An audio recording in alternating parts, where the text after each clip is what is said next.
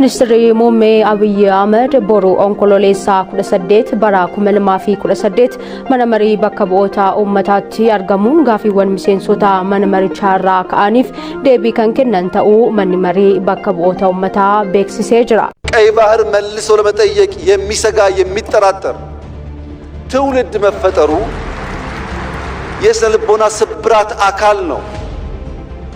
አንችልም ብሎ ነው የሚያስበው። እኔ ላረጋግጥላችሁ ወዳለው ኢትዮጵያ ትችላለች።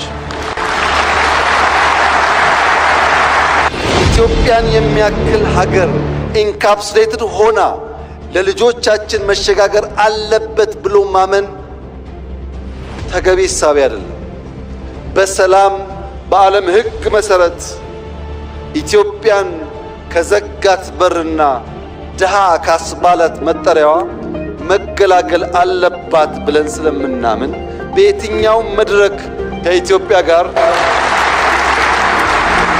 Manni marichaa walga'iisaa dilee boru onkololeessaa 18 bakka Ministeerri Muummee Abiy Ahmed argamanitti kan taa'u akka ta'es ibsee jira.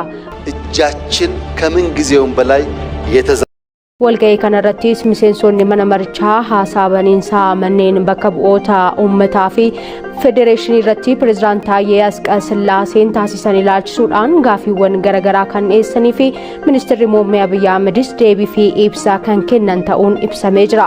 Gaafii miseensotaa fi deebii fi ibsaa Ministeera Muummee Abiy Ahmed hordofuunis mooshiiniin deeggarsaa pirezidaant Taayyee Asqasillaaseen dhiyaate kun ni raga'a jedhamee eegama. Walga'ii kanarrattis ambaasaaddarootaa fi dippiloomaatonni biyyoota garaagaraa Finfinnee jiraatan bakka buutonni dhaabbilee idil addunyaa abbootiin amantaa bakka buutonni paartilee morkattootaa fi keessummoonni waamaman biroo ni argamu jedhamee jira. Walga'iin kun kallattiidhaan uummataaf kan tamsa'u ta'us manni marii bakka bu'oota uummataa beeksisee jira.